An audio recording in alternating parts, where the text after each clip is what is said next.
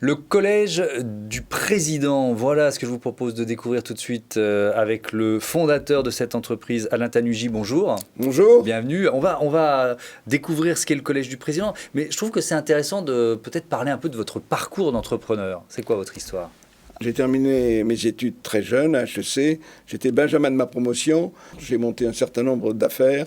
Et à un moment, j'ai créé un cabinet de chasseurs de tête qui s'appelle 30 Search International, qui s'est développé plus que je ne le pensais, puisque de Paris et Londres, il a essaimé au travers le monde. Et j'ai quitté ce cabinet après très longtemps, donc seulement il y a 3 ans, avec une soixantaine de bureaux dans le monde entier, sur tous les continents. Donc un très beau succès d'entrepreneur. Et vous décidez de créer le collège du président. On parle d'une communauté de dirigeants. C'est quoi le collège du président ? Voilà. C'est une communauté de personnes qui souhaitent se mettre à la disposition de chefs d'entreprise, essentiellement dans le monde des PME et des ETI, pour les aider à avancer. Et avancer essentiellement en les inspirant et les challengeant. Alors donc ça suppose déjà, dans votre organisation, j'imagine, de recruter des chefs d'entreprise ou d'anciens chefs d'entreprise, des cadres dirigeants ou d'anciens cadres dirigeants. Il y en a combien autour de vous Exactement. J'ai commencé donc à ce recrutement en octobre 2018 et aujourd'hui ils sont 320. Et ce qui est important, c'est de savoir que je n'ai pas pu encore dépasser 26% de femmes, mais c'est déjà pas mal. Oui, ce qui est déjà effectivement pas mal.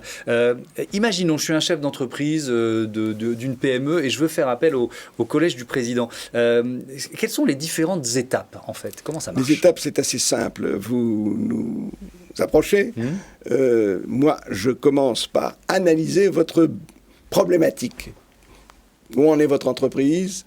Ce qu'elle a fait, ce qu'elle peut faire, vers quoi vous souhaitez aller, quels sont éventuellement les petits problèmes que vous pouvez rencontrer ou pas. Et à ce moment-là, je termine cette analyse en me lançant dans ce qu'était mon métier de chasseur de tête. Et je vais, au sein de cette communauté de 320 personnes, chercher 6 à 8 personnes qui pourraient correspondre à l'advisory board, puisque c'est le terme que j'emploie, le comité consultatif, qui va vous entourer, qui va vous aider, qui va vous inspirer, vous challenger. Donc vous en choisissez 6, 7, sauf et à la fin, il n'y en a plus que 3. Il n'y en a plus que 3. Il n'y en a plus que 3. Donc ça, qui choisit ? Ah ben, c'est le chef d'entreprise. D'accord. Qui choisit, je peux l'aider, mais il a ses préférences, il a ses idées. Je n'irai pas contre ce qu'il dit, dans la mesure où c'est moi qui lui ai tous présenté. Oui, évidemment. Donc j'ai pensé qu'ils conviendraient à peu près tous. Ouais, donc il choisit, il ou elle d'ailleurs, chef d'entreprise, choisit 3 personnes.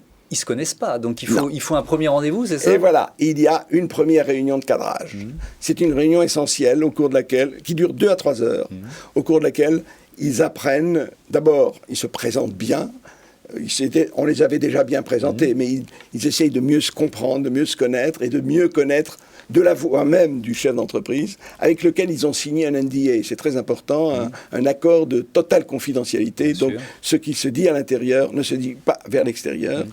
Et ils comprennent la problématique de l'entreprise, ils comprennent les voies vers lesquelles il faut aller, et à ce moment-là, ils commencent à tracer les lignes d'une inspiration et d'un challenge qu'ils vont donner pendant un certain temps. Alors, qu'est-ce qui se passe après ? Donc, en général, ça match, j'imagine.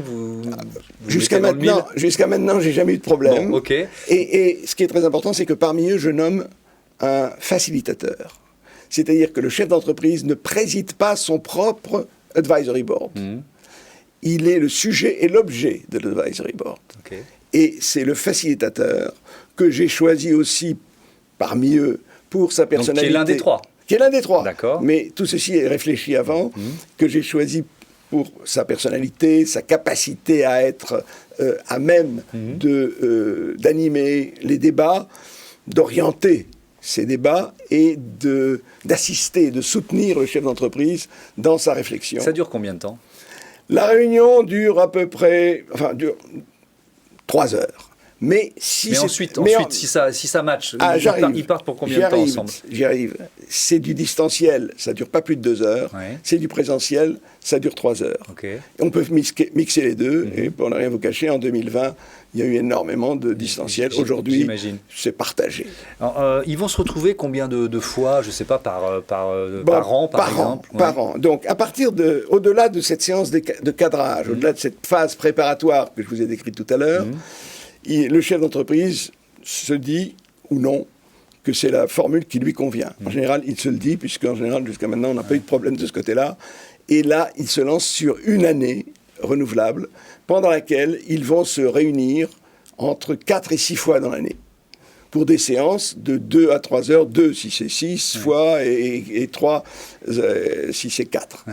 Et ça peut être un peu plus, il peut y avoir aussi des séances ponctuelles. Vous avez du recul sur le fonctionnement de ces advisory boards. Quels sont les thèmes principaux qui ressortent finalement, ou les besoins principaux exprimés? Alors, les thèmes principaux, c'est la transformation de l'entreprise. C'est très, très important. C'est l'accélération de l'entreprise. C'est l'amélioration du fonctionnement de l'entreprise. Et puis toute une série d'autres sujets délicats comme les questions d'opérations financières, les questions d'intégration de nouveaux associés, les questions de départ d'associés, les questions d'intégration d'un fonds d'investissement.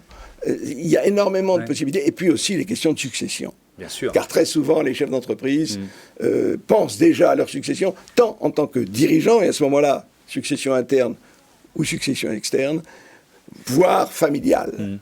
Dans ces entreprises, il y a un conseil d'administration. Ça doublonne pas un petit peu? Non, alors précisément, ça ne doublonne pas parce que le conseil d'administration est beaucoup plus formel. On n'a pas à réfléchir sur la décision qu'on va prendre. On ne prend pas de décision. Du reste, les advisors ne prennent aucune décision. C'est le chef d'entreprise et lui seul qui décide. Pas comme avec un conseil d'administration. Ouais. Combien ça coûte? Est-ce que vous modulez en fonction de la taille de l'entreprise, de son chiffre d'affaires? C'est quoi la logique? Alors, grosso modo, il y a une phase préparatoire dont je vous ai parlé, qui coûte 3 500 €. Là, il décide ou pas d'y aller. Et à partir de là, pour l'année qui suit, pour toute l'année qui suit, ça va lui coûter autour de 15 000 €, plus ou moins 10%. Ouais. C'est quoi le retour sur investissement? Parce que vous avez un peu de recul. Le retour sur investissement, eh bien, c'est que les gens sont très contents et qu'ils renouvellent l'expérience et qu'ils continuent. Ouais. C'est le meilleur moyen de se dire qu'ils en ont beaucoup tiré. En réalité, le retour sur investissement est considérable. Pas forcément aujourd'hui quantifié, mais considérable par rapport à cet investissement qui finalement, pour des PME d'une bonne taille, et encore plus pour des ETI, est extrêmement abordable. Merci beaucoup, merci Alain Tanuji d'être venu nous présenter le collège du président. Un autre écosystème, c'est tout de suite.